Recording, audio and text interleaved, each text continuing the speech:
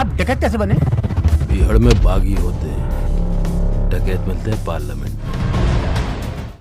कहते हैं चंबल के बीहड़ में तो बागी होते हैं, डकैत तो पार्लियामेंट में होते हैं। ये चंबल की धरती है, ऊंची नीची सतह, कटीली झाड़ियां। चंबल वालों की जुबान में इसे बीहड़ कहा जाता है। कहते हैं कि चंबल के किसी बागी के बारे में जानना हो तो उससे पहले चंबल के बीहड़ को समझना बेहद जरूरी है। तो दोस्तों चलिए चलते हैं चंबल के बीहड़ की ओर। चंबल घाटी का नाम आते ही हमारे जहन में डाकुओं की लंबी फहरिस्त तैरने लगती है।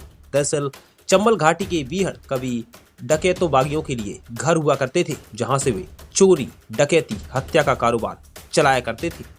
ये कहना गलत नहीं होगा कि चंबल नदी का क्षेत्र डकैतों के मामले में सबसे ऊपर रहा है।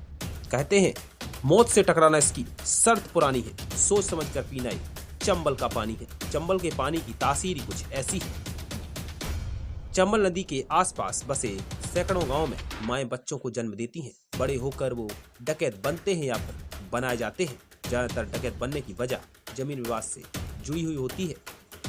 3 राज्यों की सीमा में समाई चंबल की घाटी एक जमाने में कानून के लिए सरदर्द हुआ करती थी।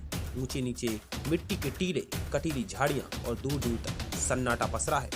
किसी जमाने में बीहड़ बागियों का घर हुआ करता था। इस नदी घाटी के क्षेत्र में सामंतवादी व्यवस्था से दमित होकर लोगों ने बंदूक थाम ली और बीहड़ का रुख किया और खुद को बागी घोषित कर दिया। इनमें कई लोकप्रिय हुए तो कई मामलों में इन डकैतों को अपने जाति समूह और क्षेत्र के लोगों का समर्थन भी प्राप्त होता था। हाँ, एक खास बात यह है कि इनमें अधिकतर खुद को डकैत कहलवाने की बजाय बागी कहलवाना पसंद करते थे। बागी यानी वे किसी कारणवश बगावत की हो, ना कि खुद के मजे के लिए किसी को लूटा हो, डकैती डाली हो।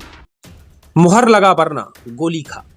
चंबल के बीहड़ में चुनावों के दौर में इस तरह के नारे कभी गूंजा करते थे, लेकिन फिलहाल कानून व्यवस्था दुरुस्त है।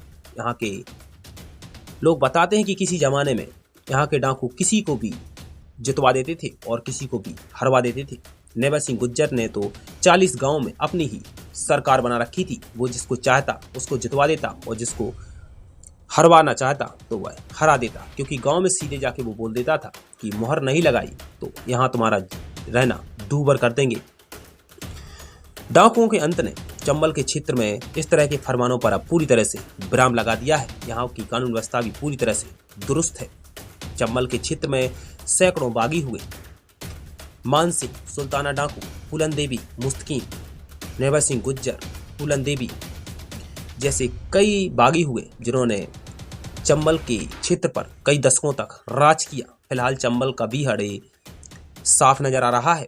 एक दौर में चंबल का बीहड़ डाकुओं का अड्डा हुआ करता था, जहां से वो चोरी डकैती का कारोबार खूब चलाया करते थे। और 3 राज्यों में समाई ये चंबल की घाटी कानून के लिए भी सिरदर्द कई दशकों तक बनी रही। अब चंबल का बीहड़ खामोश है। चंबल के बीहड़ में अब एक भी डकैत नहीं बसता। अब चंबल के बीहड़ के आसपास बसे सैकड़ों गांवों में खेती होती है। आप चारों तरफ देखेंगे तो सरसों की खेती नजर आएगी। बहरहाल अभी के लिए इतना ही। देश और दुनिया की तमाम बड़ी खबरों के लिए बने रहिए हमारे साथ।